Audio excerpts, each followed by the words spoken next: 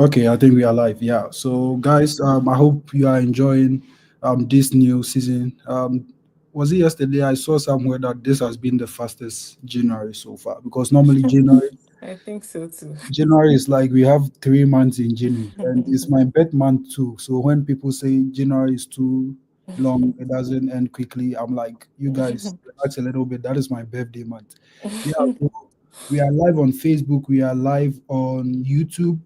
I'm sorry for being a little late. We're just having some technical issues. Before we start, we're going to start in the next 3 to 4 minutes.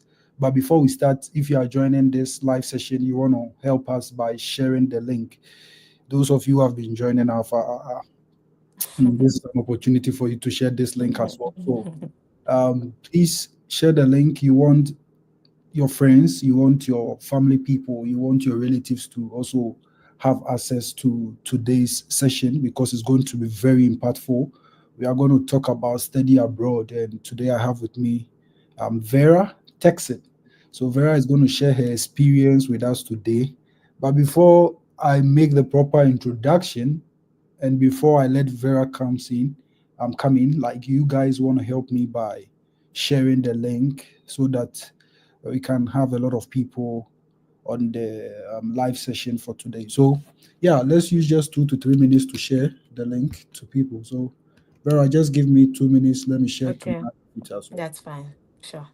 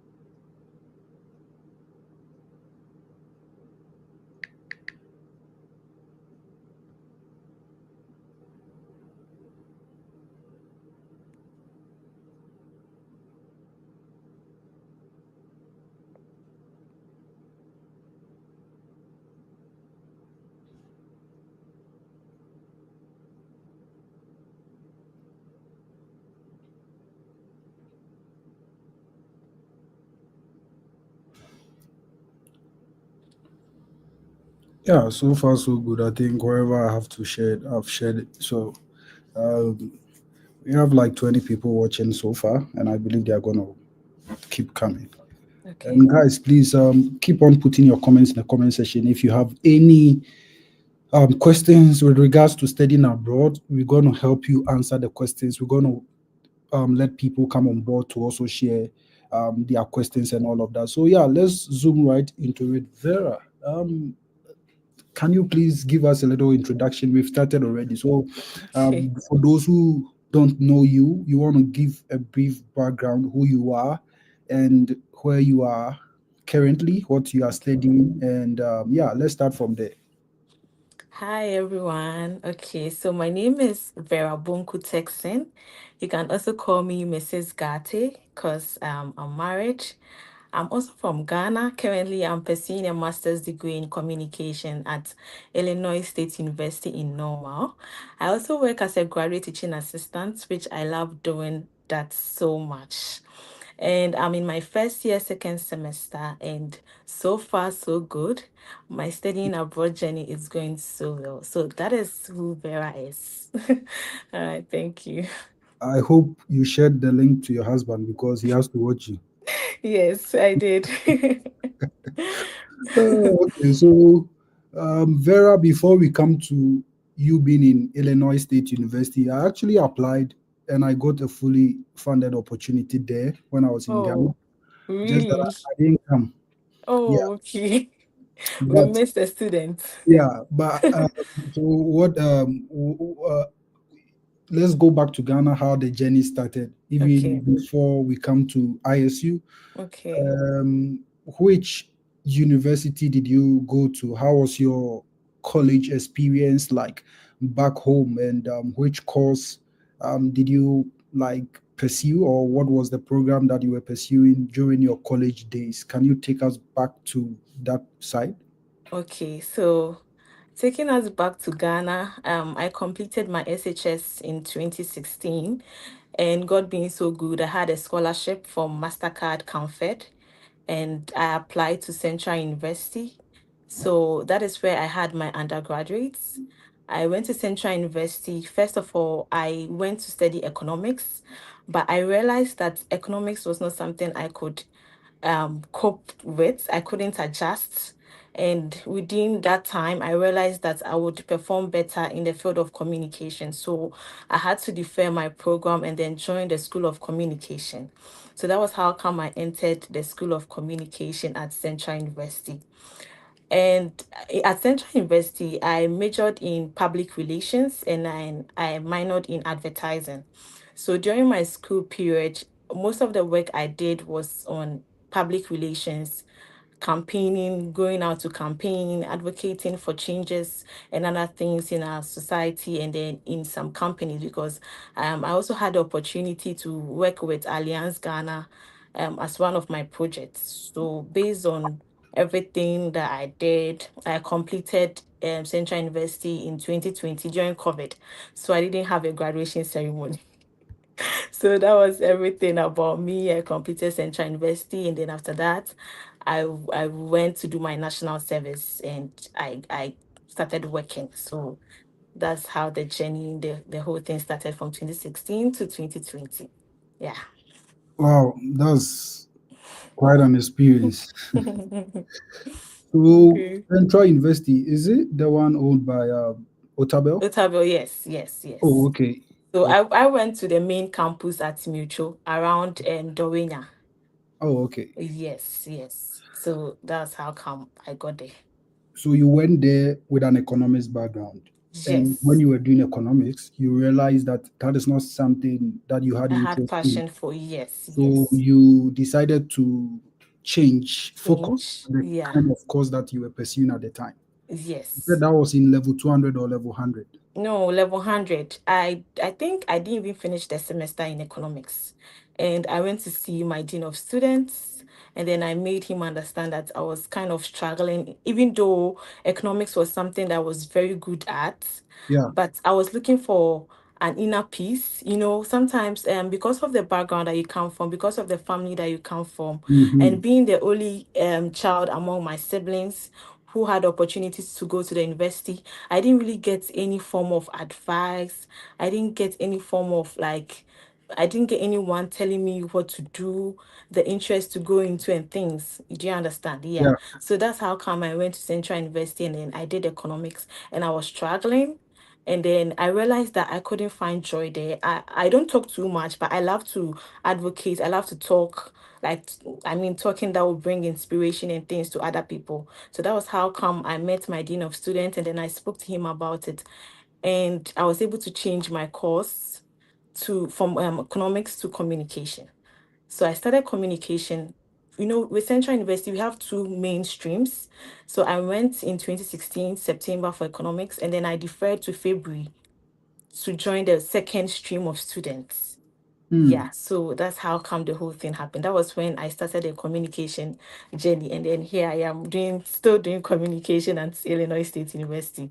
Yeah, no, you actually raise a very salient point, and I Yeah. think if you are watching this video and you are an educationist, that is something that you should be pushing for. Like Mm, when you go to most colleges in Ghana, I think mm, that is something they don't really pay any yeah. particular attention to in terms of students are coming in. Some of Mm, these students are even coming from, far places. far, far They've places not been reoriented or yeah, oriented about the kind of programs that they are they choosing. want to do. In Yeah. my own like suggestion, what I will advise our schools doing is the fact that they should have at least 1 week session or 2 week Mm, session where they mm, invite students, or yes. when students, when we come to school, they do orientation and all of that, Hmm. and sometimes it's not too late to change a particular Yeah. course.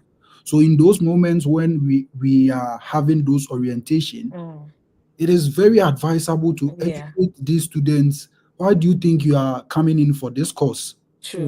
What are your career aspirations, Mm. or what are your future goals? What do you want to Yes. become in future? Because then, if it happens that way, it becomes so easier for you with the path Very that you true. are taking, as compared to you coming to school not knowing what to do. Yeah, to do. And it's just a lot. So Finding yourself at the something that I wrong think place. is really Yeah. you are bringing it up, and a lot Yeah. of colleges should be able to pick it up, because it's really going to help, honestly. Very true. That's very true. I That's very see. true. So Okay. Central University. So actually, you were conferred with a degree, right? Yes. Okay. Yes. So which year did you complete Central University? So I completed Central University in 2020. That was June 2020. And then after that, I went ahead to do my national service in a school in Tema. It's a secondary school in Tema, where I did my attachment there, and then they still wanted me to come back to do my national service. So I went there to do my national service for 1 year. So after 1 year, I went back home, and then I started looking for a job until I had a job. So I competed in 2020. Yeah, during So all this COVID. while you had this teaching experience, teaching Yes, background. yes. Okay, so I used to teach Sunday school at church because Oh, okay. back home I was attending Assemblies of God church, and in Assemblies of God we have Sunday school every morning. Mhm. And when I was in Central University, I used to teach children ministry. Yes, so I wasn't attending the campus church. I was attending outside church, like I mean a church outside campus, that is Assemblies of God. So I Mhm. teach my children. I teach the children ministry, and I love doing that so much. And the parents were also complimenting me all the time. So I had that kind of teaching spirit in me, even though I didn't teach in a classroom, but I taught during Sunday school. And when I was doing my service too, I used to invigilate students Hmm. when they were writing their exams. So I had that kind of relationship with young children, students, and other things. Yeah. So that's Before you how go the to, teaching thing.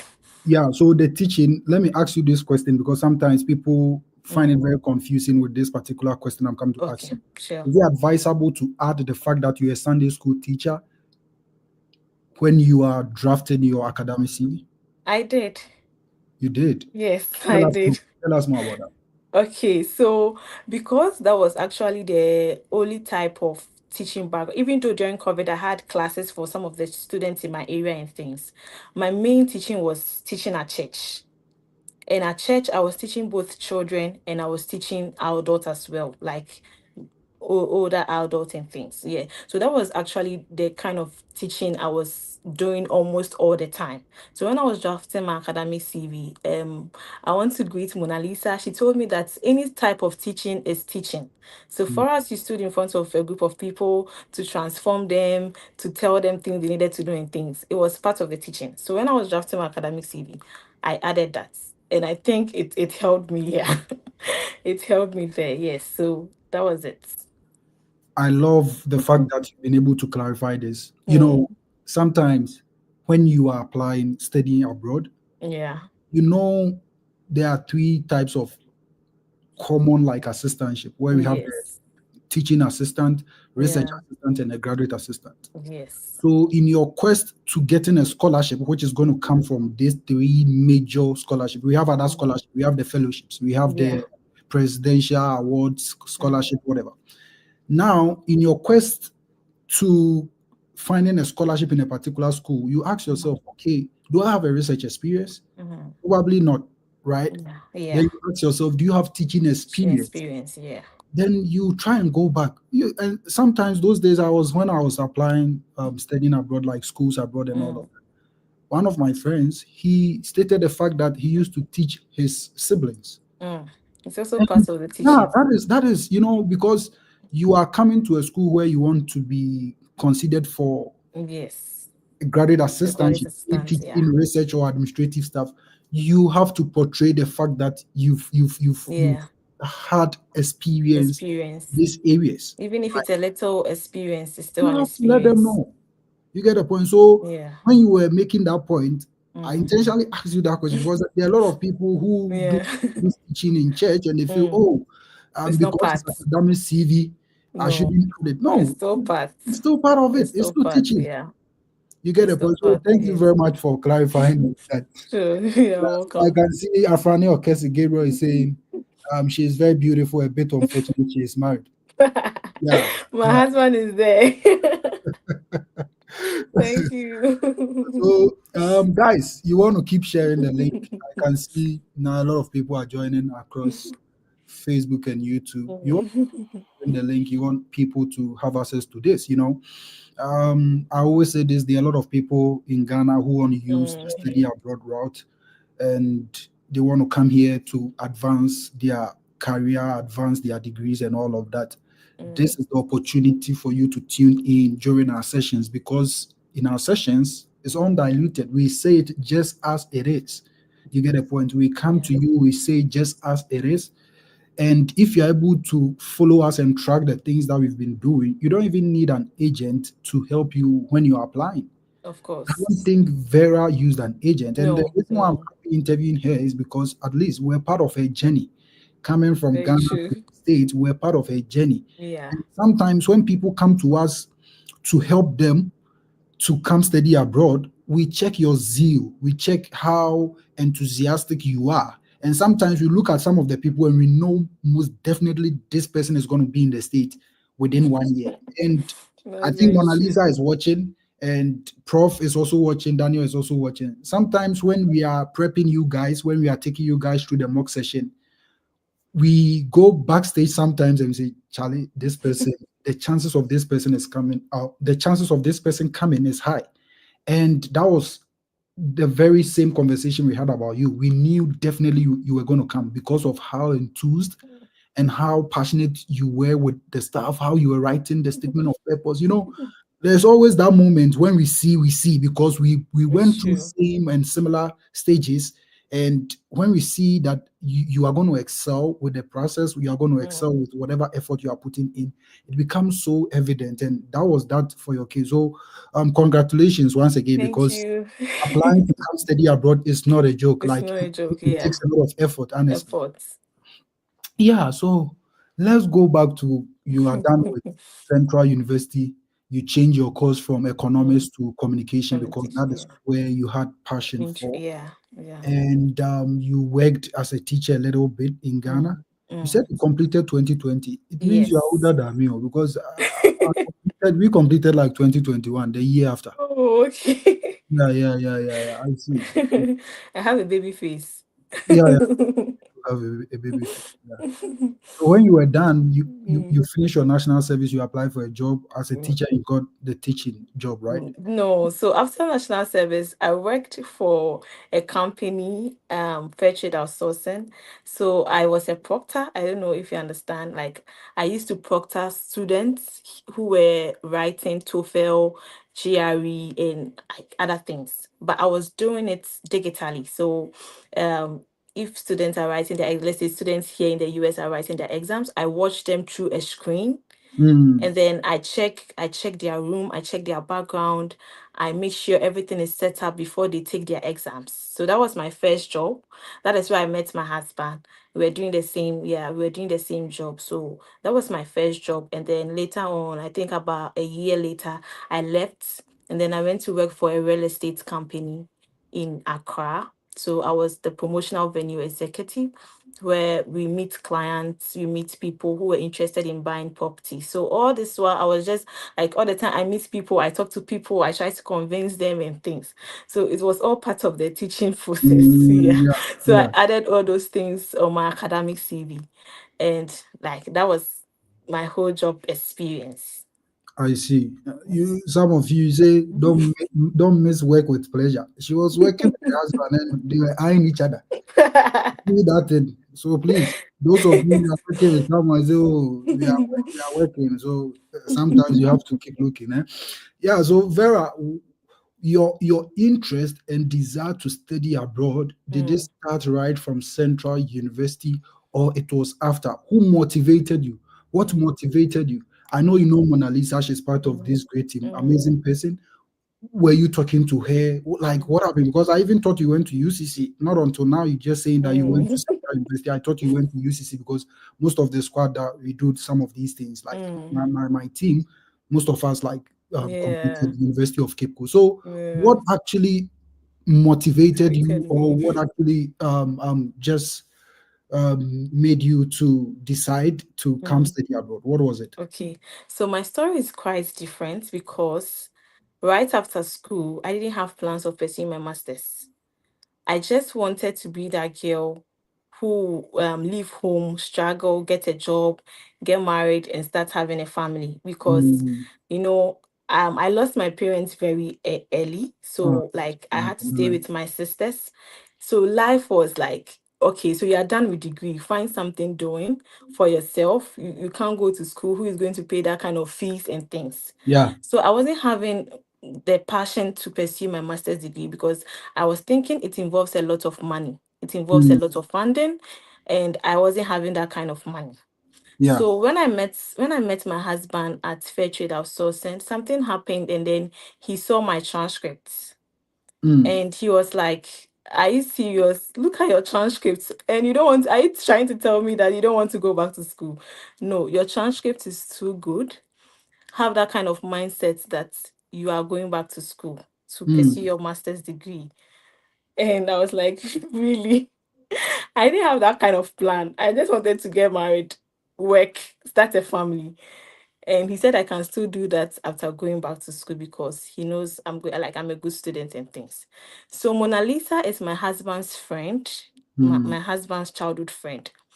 And my husband told me about Mona Lisa. She told me that she has a friend who is currently pursuing her master's in the US. So, and Mona Lisa also did communication studies. So we kind yeah. of have the same thing. So he's going to connect me with Mona Lisa, and then Mona Lisa will talk to me about studying abroad and things.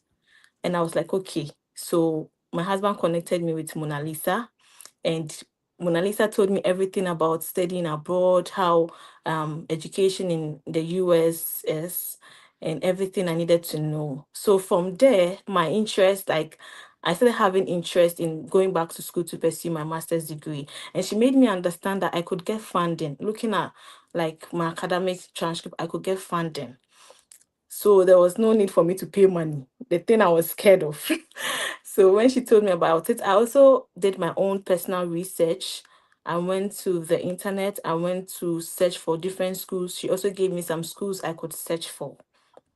And that was how everything happened. And then I also met you during your first webinar in 2023, where I joined. You told us, and then you taught us about how to draft our CVs, how to write our SOPs and other things. So that was how the whole thing happened. I didn't have interest in pursuing my master's, thinking money was an issue, until I met my husband who connected me to Mona Lisa, and then here I am today.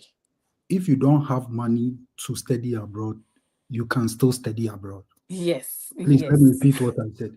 If you don't have money to study abroad, you Mm. can still study abroad. Study abroad, way true. Sometimes when you are telling people, Mm. oh, I have fully funded scholarship, some people don't even believe. And sometimes I Mm. understand because Mm. I know ISU, you pay student fees, Yes. you pay other little expenses. Yes. And at the end of the day, they still give you Get stipend to something. eat from Yeah, your of pocket. course. Of My course. school, I don't pay student fees. Mm. And at the same time, I don't pay for anything. Like Anything. everything Mm. is just fully funded. Free.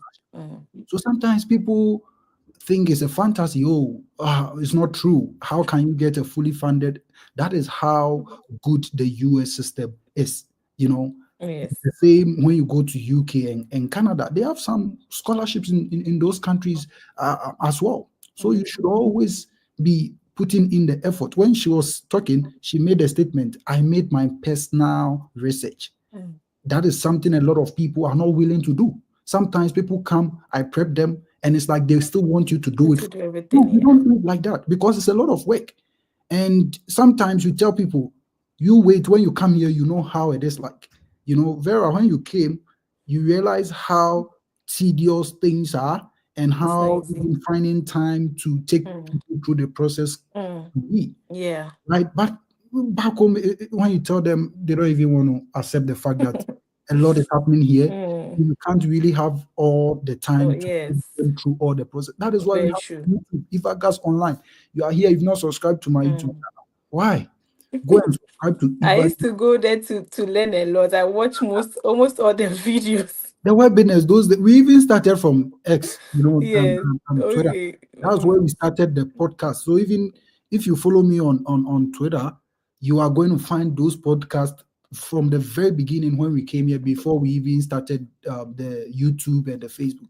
So please, if Gas Online YouTube, follow me, share, subscribe to my channel, and Facebook as well. Ivagas TV. You go to TikTok too, I'm there.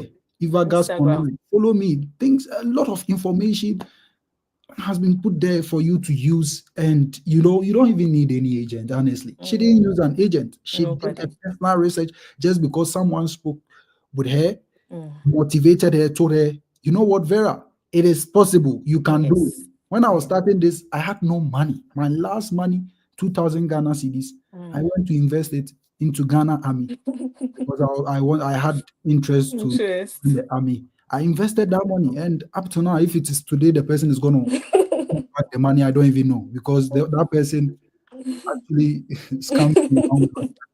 You get the point. I didn't have any money, but I was able to apply to 14 schools. And out of the 14, I paid for three. My friends helped me. Mhm. God bless them wherever they are. So you Amen. can imagine, out of all these schools, I applied to over 10 schools without paying for application fees. You have to be strategic with the whole process. Yeah, Mm. Vera, thank you very much for enlightening us about that. So after Mona speaking with you, after you doing your personal research, knowing how feasible it is, knowing Yeah. how you could do the whole process by yourself, Yes. where did you start from? Mm. I went to the schools Mona suggested to me. Mona Lisa suggested this school, my current school, to me. So Hmm. I did my personal, and then I started writing my academic CV. She sent me a template I could use. So I wrote my academic CV first, and then I sent it back to her for her to check it for me. Sometimes to my husband. That time we were not married. He would check, like he was checking it for me. And I remember my first SOP when I sent it to Mona Lisa. Mona Lisa was like, "No, this is not how you should write an SOP. You can't just write like a broad thing. Just choose one area that you are interested in."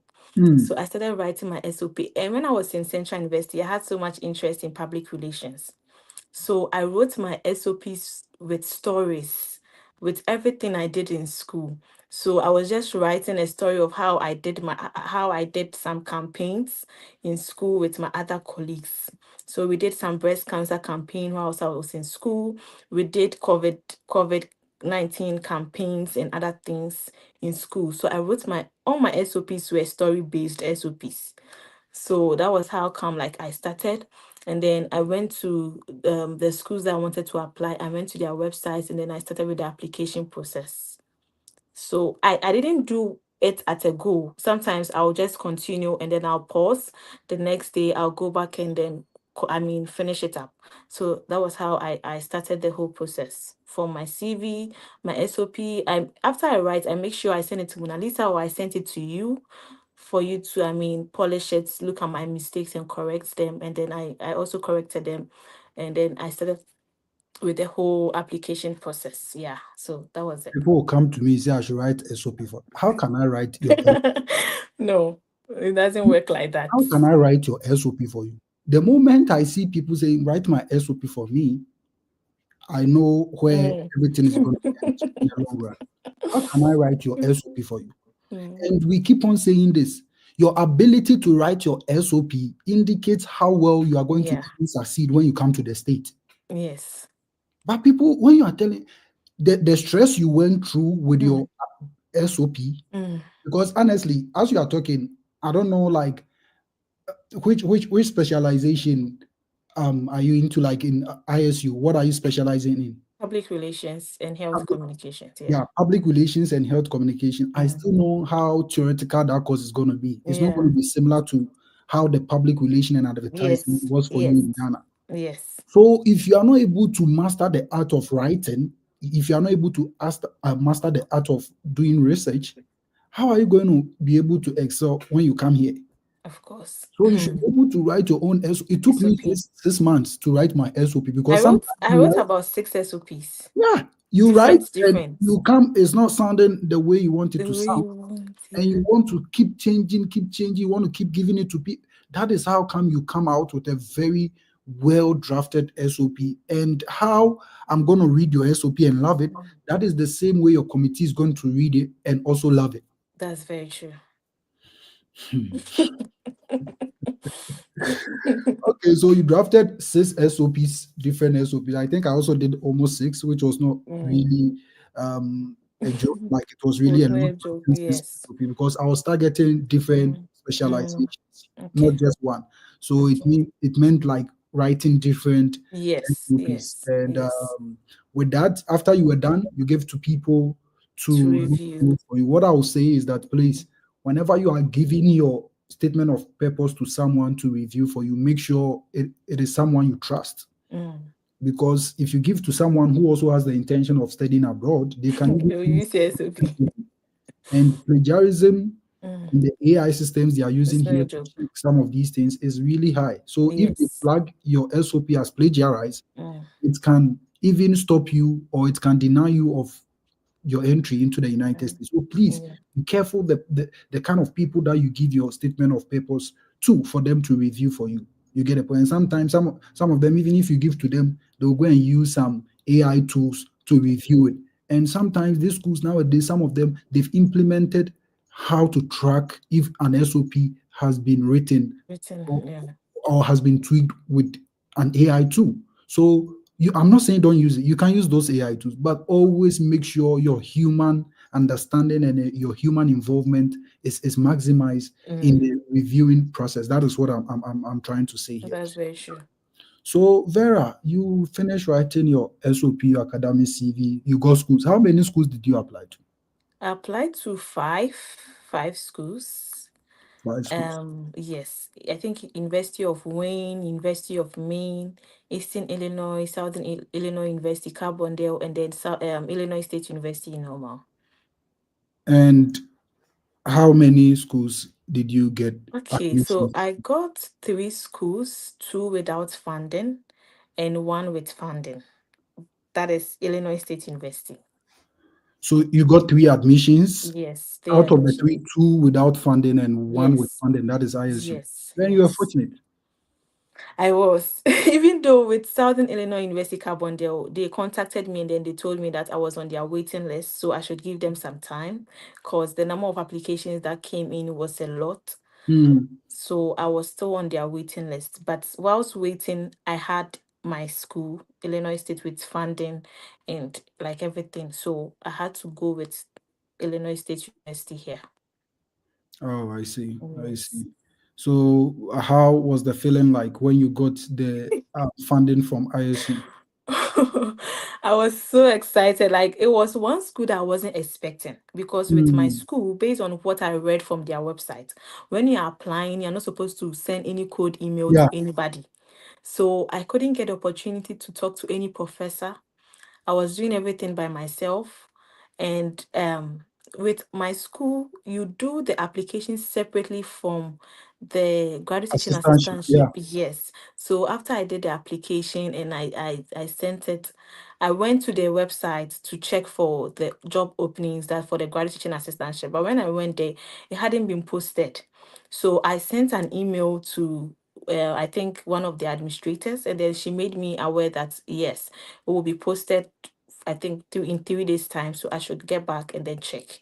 So in 3 days time, I went back to their website and then I checked, and it was there.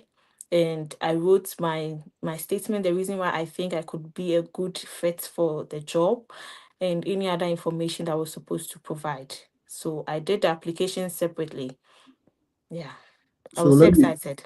let me take this opportunity to educate people on how Mm, this scholarship how it works. So sometimes when you're applying to a school, the funding package comes with the application. So mm, once you're applying, you apply for it once. So mm, there can be a session where they ask you, do you want to be considered for funding opportunities or do you want to be considered for teaching, research assistant, and graduate assistant? Sometimes they give you three boxes to check. Some people just even check just the teaching assistant mm. or they check just one. No, One check all the boxes or the because bosses. if there are no slots for teaching, it means they can consider you for For research. If there are research. no slot for research, they can consider you Mm, for graduate assistantship. mm, Now, so that comes with the package. You once you apply once and for all, that is all. You don't have to apply separately for assistantship. And that comes to my second point for how you can secure a scholarship is that some of the schools they will tell you to apply separately for the assistantship. So sometimes it's just 1 page or 2 pages. They will mm, ask you, have you been a teacher before? Have you done any administrative work before? So you just put in those details. Sometimes you even have to scan it and send it back to them through a particular email, right? So that is what Vera was trying to arrive at, the fact that mm. ISU demanded a separate A separate application. assistantship application. Mm, You get yeah, it? Yeah, thank you very much, Vera, for clarifying that. you're So welcome. you did that, and after you got the funding opportunity, you mentioned something that that school requested that you don't send any cold emails to the faculties even before Yes. applying. Can you tell us more about that when it comes to code emails? What goes into Okay. code email? What is it? Okay, so I think during the first webinar you organized, which I joined, you made mention of the fact that sometimes if you go through the school's website and then your research interest aligns with a professor's research interest, you can reach out to them through email. You can draft your email and then you tell them that you have interest in their research area, and then like based on that, they may, I mean, recommend you to the department. But for even though I was doing it for other schools, for ISU, it was stated on their website that that is not allowed. But when I came here, I realized some of my colleagues were saying that they did. But me, based on what I saw on their website, I did not. I did not send any email to anybody. So I didn't even know I was going to get this particular school because like I didn't talk to anybody here. Yeah. So when I had the fun, even when I had the school, I didn't even check because of excitement. I didn't even check that it was Illinois State University. I was thinking it was Southern Illinois State University. So I was so much excited until my husband was like, "Did you really check the school? Well, the school is Illinois State University, not Southern." And I was like, "Oh my goodness, I wasn't expecting this at all." Like because I was thinking I should be able to talk to somebody in the school and things, but that doesn't also guarantee the fact that you'll be selected. Mm, Yeah. mm. That's so true, and it's good Mm, and it's good you follow instructions. instructions, When I was yes. applying to ISU, like Mm, you said, it was stated categorically on their website, do not contact any professor. So yes, it means that their decisions are going to be based solely on your SOP and your academic CV. that's That is true. why I always say this. When you're applying to schools Read. abroad or to study abroad, you got to Mm, read. yes. You got to pay attention to whatever thing they are Details. telling you on the website, the department website. And Mm, also, you only have mastery over two things when you are applying. That is your academic CV and your statement of purpose. That is your mm, weapon. you're That is welcome. where the branding Mm, comes in, and that yeah. is when you are going to sell yourself to the Mm, department that you know what, I am fit for this program. You know what, mm, I have this experience. When you bring me to your department, I think it's going to help in 1 2 areas in your department. Pitch yourself. You have mastery over just these two things. Aside that, you can't do anything to the other application materials that that's true. they're asking from you. You can't do anything to your transcript. Your transcript is the same. If you forge it, they find out. Mm-hmm. You expect Will you be get an it. issue. You Yeah. can't do anything to your, how do you call it, when you are going for your visa interview, your DS 160 and all of that. You can't do. You have to provide the information just as it is. You get the point.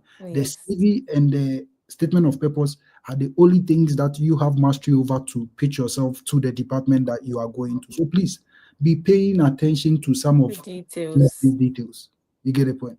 Mm, And when you are coming in for STEM programs, that one, based on what I've done so far, you always have to reach out. And even with that, the exceptions, some of them they'll tell you, don't reach out.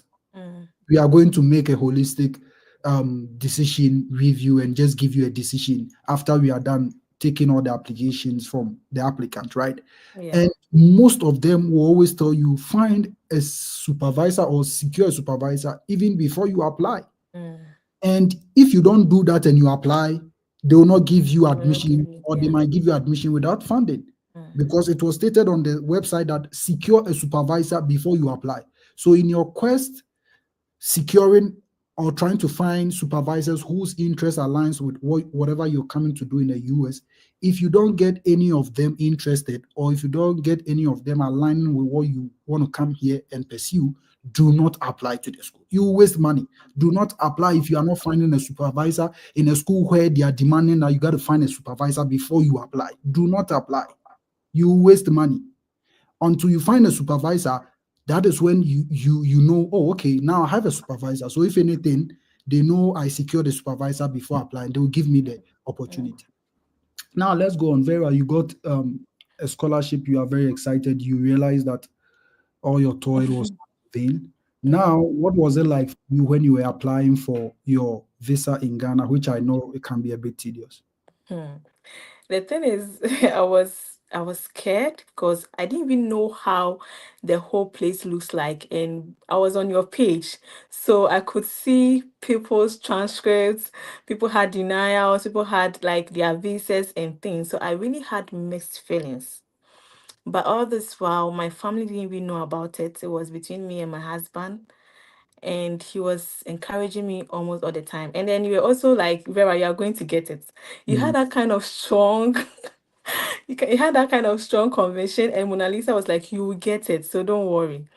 But I was very tensed. So after I had my admission, I was because I had a deficit, I was supposed to get a bank statement that would cover my deficit, even though I'm not going to pay the amount of money when I arrive here. yeah. No, it doesn't work like that.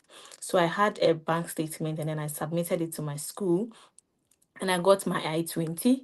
So Mona Lisa was like, okay, so now that you have your I-20, you're supposed to get an MRV fee or something. And that time it wasn't easy. Getting money to buy your MRV and things was not easy. But eventually we had money and then I went to the GT Bank and I bought my MRV. So it was time to hunt for dates.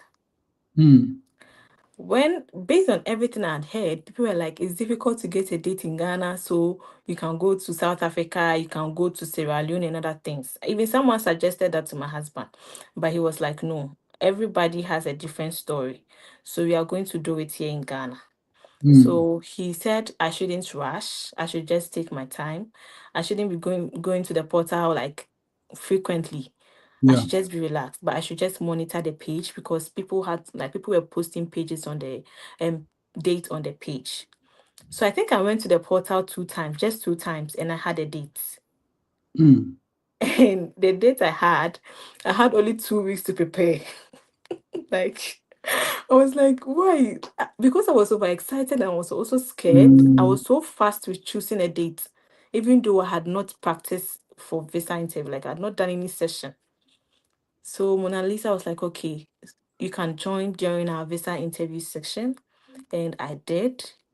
I joined and then I could listen to other people giving theirs and things. So I was able to pick up from there. mm, And I was also able to draft my own transcripts, doing it more personal, mhm, like writing my own personal transcripts. So I practiced for about 2 weeks.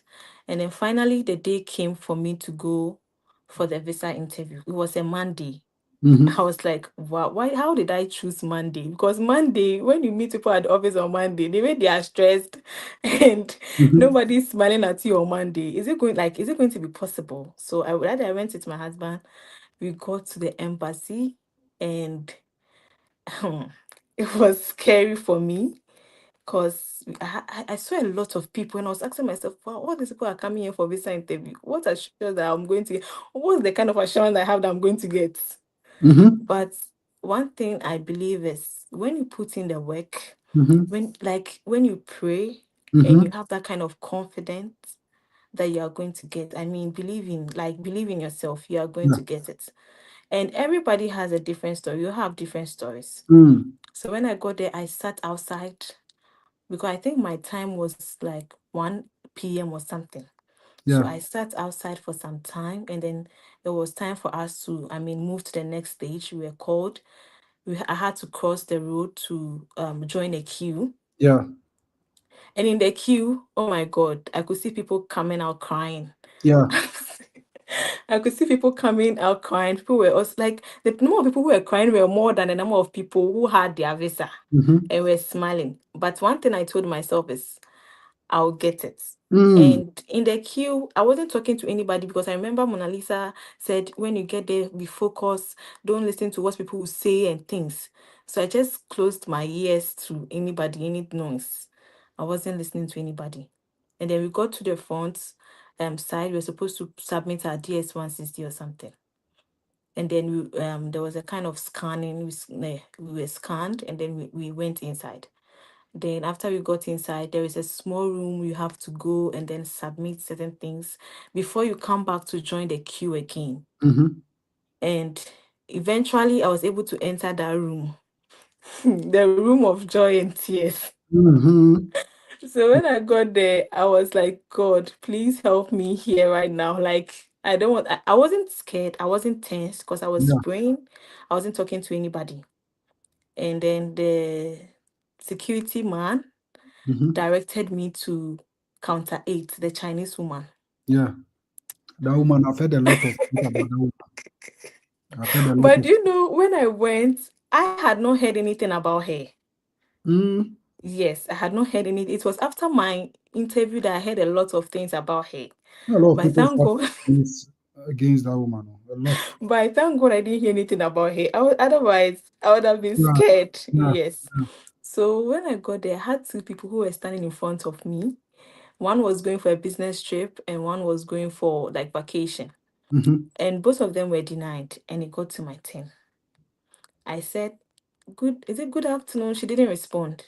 Mm. I was like, oh my God, What is this? what is this? And she asked me to pass her my documents. So I passed my passport and my I-20. So these are the two things you're supposed to pass, Yeah. my passport and my I-20. She was not even looking at my face. She was asking me plenty questions, like about 8 questions. But I remember she asked me who was going to sponsor and who was going to take care of my deficits because I had deficits of about 11,000 US dollars. Mm-hmm. And I told him it was my uncle. And then he asked me if my uncle is married. And I said no. Does he have kids? I said no. And he was like, has he sponsored anyone in my family? I said no. I'm the first person because I'm the last child of my parents, and my other siblings are working. So I'm the only person he's going to sponsor. And he didn't even ask for she didn't ask for my bank statement. She just took a pen. She was calculating my stipend. She was calculating, Really? yeah, she was calculating everything there.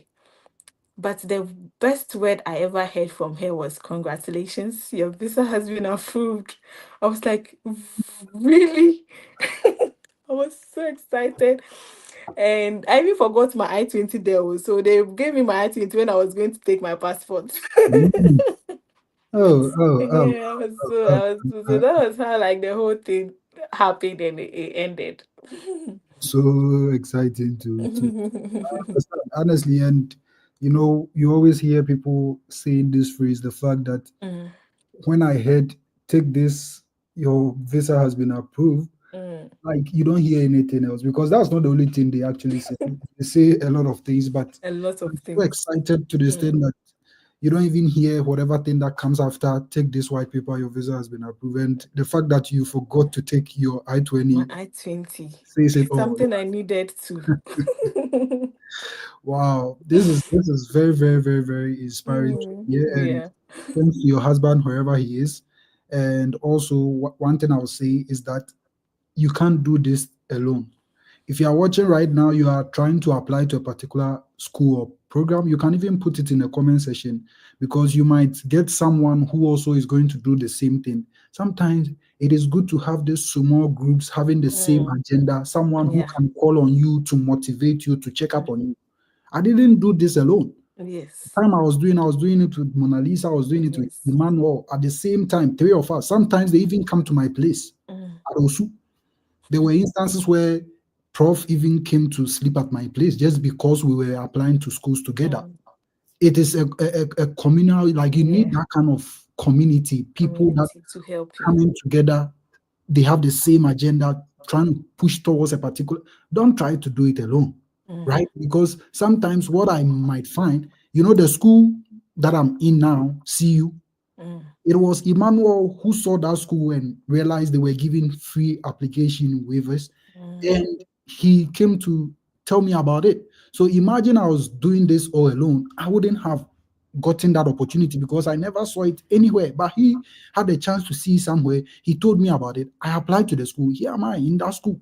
So it is always good to do it together because in your case, you were getting information from some of us, Yeah. and it even made the relationship between some of us very, very demure and very, Yeah. very Mindful. because then you were getting like direct because we also had that opportunity. We had friends Yeah. that had already come here before us, and we were always checking up Yes.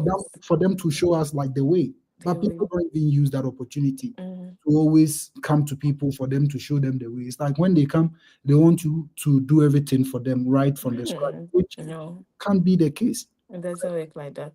Please share the link if you are here and keep on sharing, keep on putting your questions in the comment section. Yeah, Vera, it is good experience. Now we are coming to transition from Ghana to US, and that's going to be the last part of our conversation for today. Mm. But guys, if you have any questions, you want to post it. I know people are streaming on YouTube, people are streaming on Facebook. You want to put your comments in the comment section so that I can read it out myself and Vera. Based on her experience, we can answer some of your questions. So please, if you have any doubt, just put it there.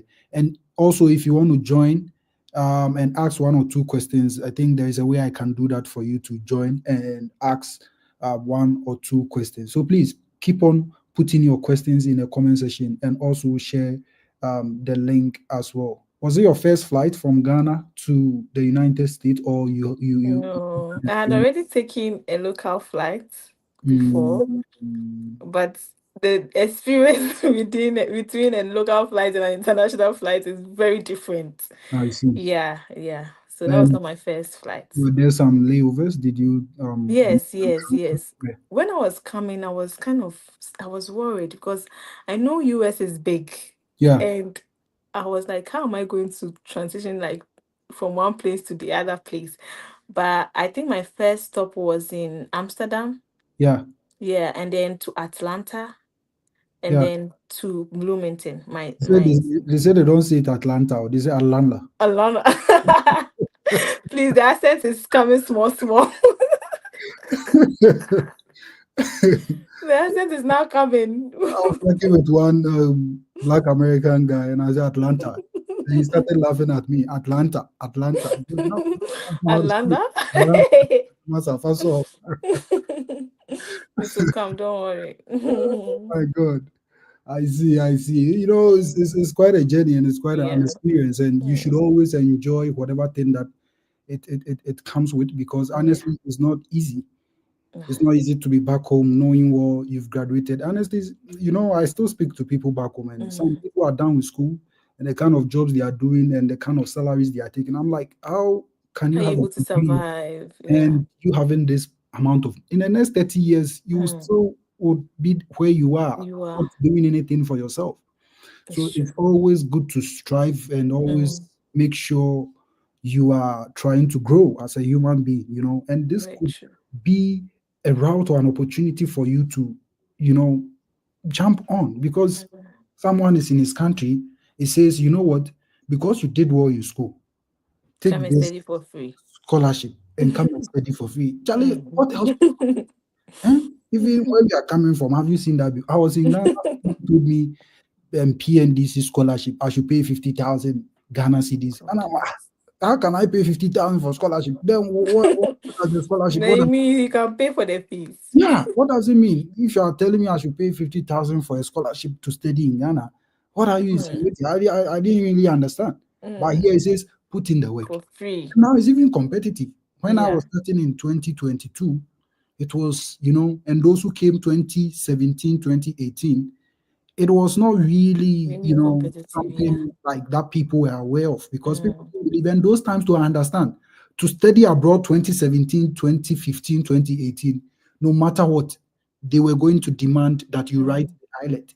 Yeah. You were going to demand for Mm. theory, for the Jerry GMAT. and things. Those test scores, you were going to write it. But as COVID came, I said COVID had disadvantages, but they were the Advantages. other side of COVID. The fact that because COVID came, they realized that they lost a lot of like students. A lot of students just drop out, and academia or something else. So they Mm. were like, In order for us to get a lot of people, let's take this test course, because sometimes that is what limits a lot of students from Yeah, applying, yeah. you know.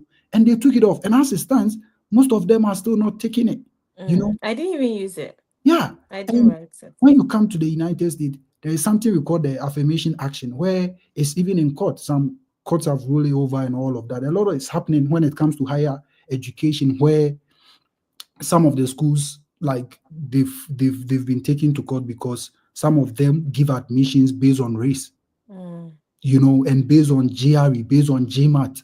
But you can't determine the academic excellence of a student based on yeah, how based good on the this. student Yeah. perform in GRE or in GMAT. No, you can't do that. So that is why now most of them review your application holistically. They pay Mm, attention to every detail. everything, not just paying, because first it was like that. It's like they paid attention to the eyelid, they pay attention to the fact that, oh, you have good grades when it comes to GRE Mm, or GMAT. Now it's not like that.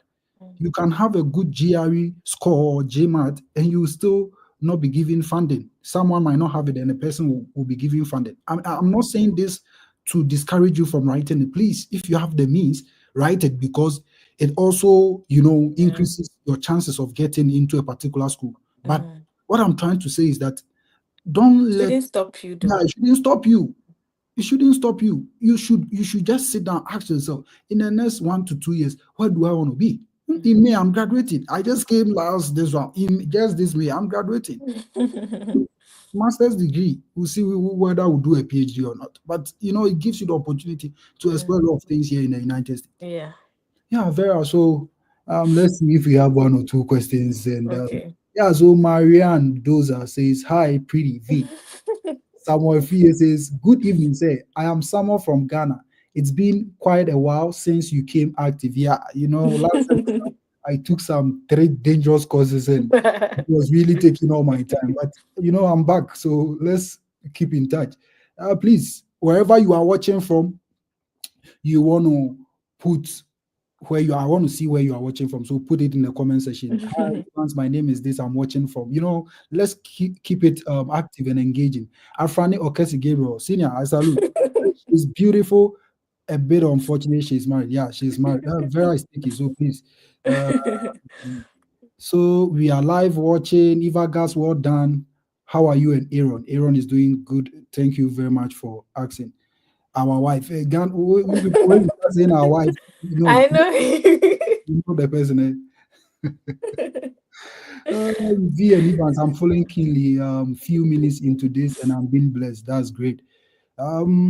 Please, how did she draft the teaching in church into her academic CV? So I think this person is just asking, how did you draft Mm, the teaching experience that you had in the church, like a Sunday school teacher? How mm, did you put that in in the in in, CV. in academic CV? Can you talk more about that? Yeah, I think I put it under the section of work experience.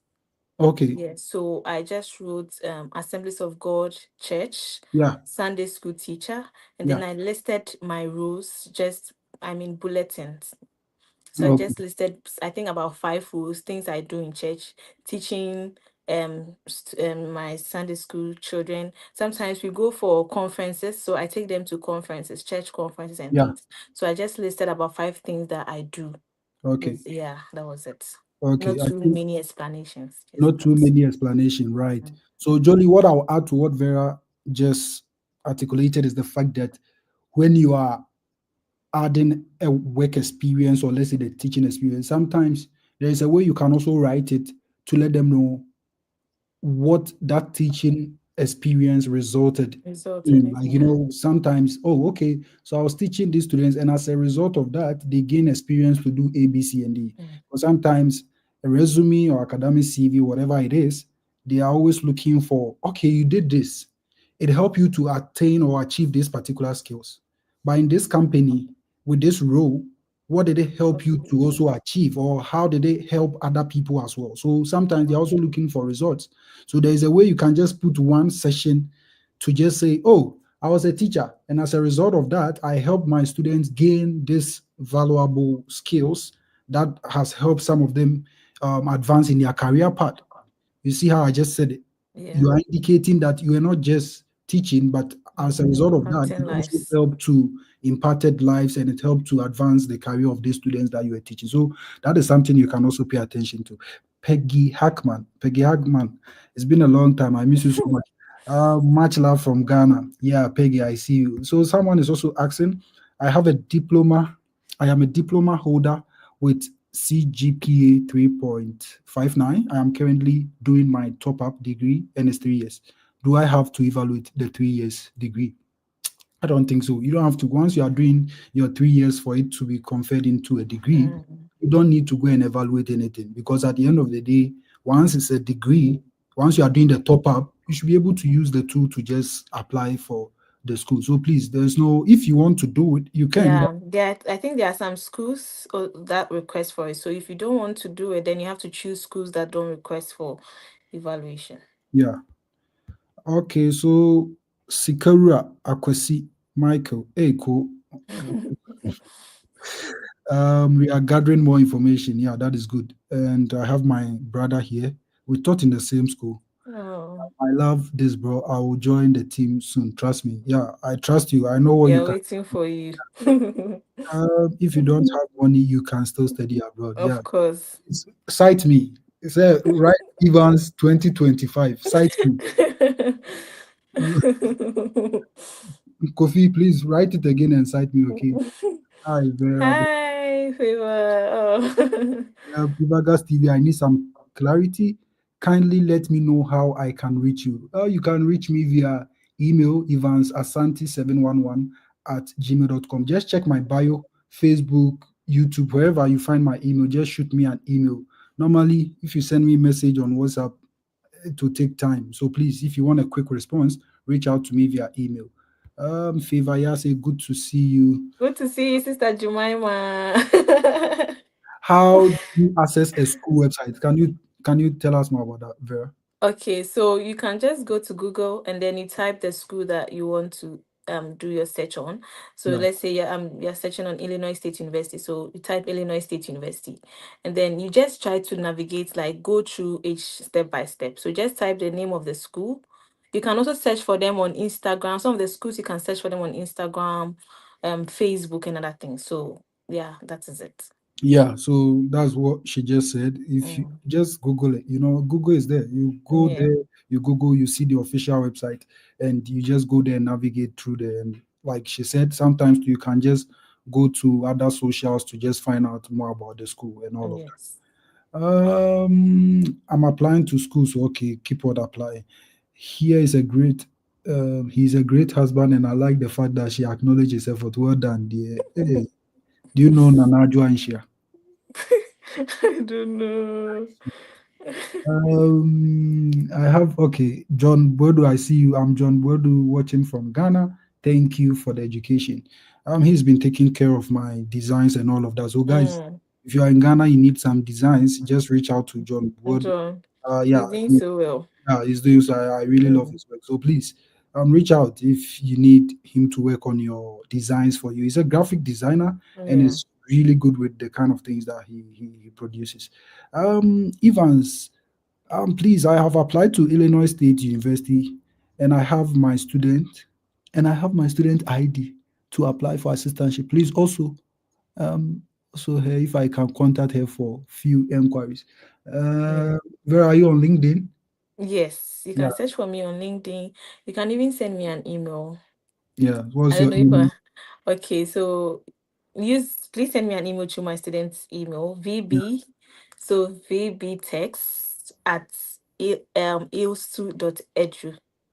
So okay. VB text. So VB. Mm-hmm. Text and like text. Okay, so just like your name, text, right? Yes, But without the text. O N. Yes. Uh At huh. ilstu Uh huh. dot edu Okay. edu. Okay. So I'm putting it in a comment section and let's. Mm. Um, okay. Is it this? Is it like this? Yes, correct. Okay. So Vera said you can reach out to her, and that is an email, right? So if you have any questions, please go with proper questions. Don't go and be saying hi, hello, how are you doing? She's doing well. So don't go and ask hi, hello, how. go straight to the point. If you want her to assist you with anything, just be very straightforward with the kind of questions that you go into a DM Mm, to ask. Hi, I'm watching from Nigeria. I applied for a program but wasn't given funding, and I was told no funding at this time. So disheartening. Let me know how to go about this, please. I'm sorry you didn't get mm, funding. It happens sometimes, but what I tell people is that when you are applying, check whether the school give like some form of funding even before you apply. But it's not too late. You can go to my channel, Ivagas Online on YouTube. I think I made a video where I talked about mm. 8 ways you can To get get funding. Yeah. funding if you don't have funding, right? If your Yes. admission came without assistantship, 7 or 6 ways to go about it. So please, I will Mm. entreat you to go to my YouTube channel and check that video out. It's really going to help you. If Help your you department is not going to give you funding, and get it once elsewhere. you have your student ID, once you have the admission, you can get it elsewhere. There are other external funding opportunities that you can always rely on. So please try and do that for us. Okay. Please. Okay, Joy Emmanuel is asking, please, with a GPA of 2.0, can someone get admission in the US? Vera, can you answer that? 2.0, I think most of them, it will be, you can get admission, but getting funding is going to be Mhm. difficult. Yeah. Because you're going to be a teacher, you're going to be a research assistant, you're going to be a graduate teaching assistant, like graduate assistant. So you can get admission to some of the schools, but you may not get funding. Hmm. Yeah. I love how you just went about it, and that is so true. Mm, With a 2.0, you might get admission, but you mm, might not get funding. And sometimes what you have to do is that it all starts from the place of research. mm, You have a program in mind you want to go and pursue. Okay, you have a school in mind, ISU, Illinois State University. Maybe you have University of Maine. You go to the Department of Economics. They have requirements that you can apply or that you have to make sure you have all those requirements in place, right? So if you go to the Department of Economics on University of Maine's website, they have requirements, and sometimes they even specify requirements for international students. So once you see that requirement, they will tell you the grade point. They will tell you what they want in terms of the GPA that you must have before you apply. So once you have 2.0, basically you're going to see that a lot of schools will not even take 2.0. mm, So then what comes in? Then the West evaluation comes in, World Education Services, whatever, right? So it's either used where sometimes some people can use other um, platforms to evaluate their transcript. Once you evaluate your transcript, it takes the good grades that you had in school to just approximate them and give you a higher score, right? So imagine how 2.0, maybe afterwards you can get like 2.5 or maybe 2.7. You get some schools and some programs to apply with 2.5 or 2.7. So that is how to go about that in the first mm, place. And sometimes you can also reach out to the coordinator. You tell them, I have 2.0, but this is what happened. This is what happened when I was in school. Sometimes you can give them like maybe something happened in school. You were taking care of yourself in school and you were taking care of home as well. So because of that, you couldn't really concentrate, and that is what resulted in you having a low GPA. So you are still telling and asking them that you have some work experience and you can prove yourself even if you are given admission to it works, right? Because you can have 2.0 and there's a way you can pitch yourself for them to still accept you into their institution, right? So that mm, is when the code email comes in, right? So you can use the words evaluation, or you can check if other programs are accepting the 2.0, or you can send code email. So these are the 3 ways to always go about this kind of question. Thank you very much for asking this email. Leslie, yeah, one of my good followers. Hello, Evans. Thank you for all you do. Good to see you. Good to see you too. John Brown Stephen is asking, hi, Ivagas TV. Thank you for the well done job you are doing. The interview transcript shared helped me to get my F1 visa on first attempt. I am currently at Missouri State University pursuing MBA, but not on scholarship. How should I secure scholarship, please? So I think I answered someone, yeah. and I said I have done a video on how to secure funding if you don't have funding. So just go to YouTube Ivagas Online and go and check that video out. But let me just summarize everything for you. One thing you can do is that go to other departments. Yes. Maybe depending on MBA, you said MBA, maybe there are certain courses you took, maybe a cons, whatever. There are certain courses you took during your college days that you can go to those departments to tell them, you know what, I'm good when it comes to math. I can teach. So Mm, is there any assistantship in the math department? mm, You should use that strategy, John. And also sometimes go to your school. Just use handshake. When you use handshake, you put in your school, it is going to pop up or bring all the job vacancies in your school for you to apply. Sometimes go to the athletics department, go and ask for funding opportunities. Sometimes you can even go to the yeah. dining Dining. department, ask them. Sometimes you can go to the residence hall department, ask them you want funding. There are a lot of, once you are here, it should be easier. Mm, mm, If you were still in Ghana or wherever, like it would have been a bit more difficult. But once you are here, getting some form of funding to cater for your stipend and all of that should be easier. So please keep pushing. If you don't push harder, you're not going to get. And mm, because sometimes they can give you a scholarship, but it will be in your second year.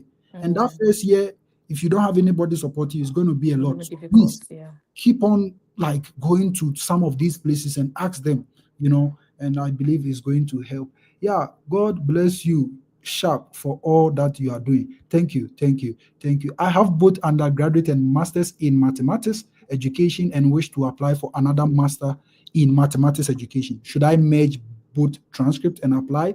I am a teacher as well. Vera, do you want to say something I about that? think you can use your masters, yes, to apply. I think that would be, oh Yeah, yeah, I I think have so. both undergraduate and masters in wish to apply for another You masters. want to do a PhD, or if you want to do a PhD, you can use your masters. But if you want to do a masters again, then you have to use your undergrad. Undergraduate, yeah. Yeah. So what Vera is saying is that if you have undergraduate and masters in mathematics and Mm. you want to do another masters in Masters. mathematics in the Mm. United States, Use your then it will be undergrad. advisable to use the undergraduate degree to apply Yeah. instead of the master's degree. Because Yes. if you have a master's in mathematics, why then do you And want do to you do want to another do a master's? masters? Yeah. Right? So it's very, very ideal to use the undergraduate degree to Okay. apply for a Unless you second want master. to do a PhD. Yeah, unless you want to do a PhD. Thank you very much, Vera. Yeah. Dominic Eyomu, I hope I'm getting sorry for the pronunciation. Hi, Evans. I'm watching from Ghana, Tamale. You are far, my brother. I have a degree in accounting with a GP of 3.5, and it is difficult to get funding. Vera, do you think Okay, there's something? let me recommend one school that I know that I Yeah, think a friend told me about, that they are doing so in accounting. You can get funding. Illinois State University Carbondale. If you've not heard about it, you can search for it. I think they give funding to accounting students. Yes, that's what yeah. I heard. Illinois State University, Carbondale, not the Carbondale. one in Norma, not where Vera is. It's different. It's still in the same state, but very But different different, places. yeah. Illinois State University, Carbondale. So if you want an accounting program that comes with funding, Mm, please check that school. Okay, Dominic. yeah. And also, one thing you can do is that one thing I've realized that works for people with accounting background is maybe you can do public administration. You don't go in specifically for there are other Mm, accounting courses like maybe accounts. I know sometimes they have different focus, but you can look at those different specializations in accounting. Like I said, public administration, they have economics, they related have courses. economics, related courses, and apply. And you can also write it a GRE because those accounting courses, if you don't have GRE or GMAT, you might not get Difficult. funding. So if you can write GRE ahead is not difficult, right? So please try if you have the means. But if you don't have, then like I said, try looking for other specializations in accounting that you think might come with some form of funding. Okay, Dominic. Let's go to it says noted. I'm from South Sudan. Oh, okay, Good. okay. Your face looks like you are a Ghanaian. I have HND. Can I get funding for masters in USA? No, no. You can only get a master's with an HND if you do a top up or you Mm, do an evaluation. Even the evaluation is not really ideal. Like just do a top up because HND, do the top up or try evaluating it and see if it works. But just coming to the mm. United States to With pursue a HND, master's with HND, it most doesn't of the make. schools they don't accept HND, Mm. honestly. Say, can you do a live session on how to draft a resume or CV sometime? It will really help us. Thank you. Yeah, I'm really going to do that as part of Very this soon. plan. We're going to do a section where I think every last Friday of the month, I'm going to do sections about some of these things. So thank you, Samuel Fie, for bringing this up. It's something that is still in the pipeline. But before you wait for that live session, go to my YouTube channel, Viva Online. I have Mm, an extensive video there talking about how to draft your yeah, the statement of SOP, purpose and SCV. your CV. So please do that, okay? And you can also reach out to me. I can give you some samples of how an academic CV looks like. Dominic, okay, thank you too. You don't like reading my comments. Why? I go soon leave your page. Oh. Hey, beauty, forgive Bring me. your comment Yeah, again. bring it again. And it depends where you are sending me the comment. Like I said, if you send me something on via email, it's going to be very easy for me to apply or to attend to you quickly. But when it's maybe WhatsApp or Facebook or TikTok, it's really going to be hard because there are a lot of messages there. So, beauty, please check my bio Facebook. You're going to see my email there and send me your comment. Okay, I'll be glad to answer. Sorry, I didn't get opportunity to read your chat. Southern Illinois University Carbondale. Okay, so I think Mona Lisa is giving us the school. Yeah. They have Mm, some good funding opportunities for the accounting program. okay, So please, you students. can check this school. Thank Okay. you, Mona. Yeah.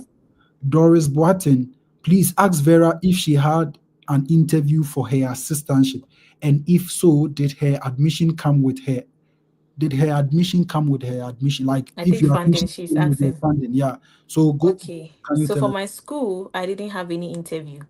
I just had the admission and it came with the funding. Even though I did application separately, the funding came with, I mean, the admission came with the funding and I didn't do any interview except the visa interview. Okay, okay. Yeah. Thank you, Doris. I hope your question is answered. If it's not answered, come and put it in the comments. Yeah. Leslie. Leslie's asking, please, which tech courses can you recommend for someone that is related to information science undergraduate program? 4.2 out of 5.0 CGPA, which someone can do as a graduate program. Also generous with funding.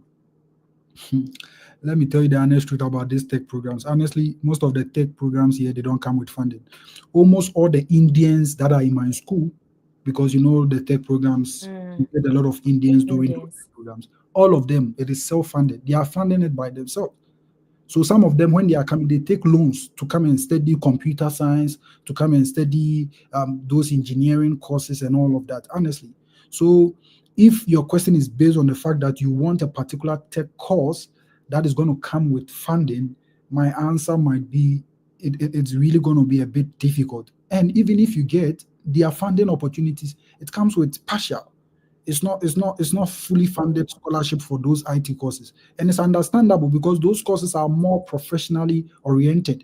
The fact that when you are done, you might not even need a PhD, you get a job, and that job might be paying you some six figures.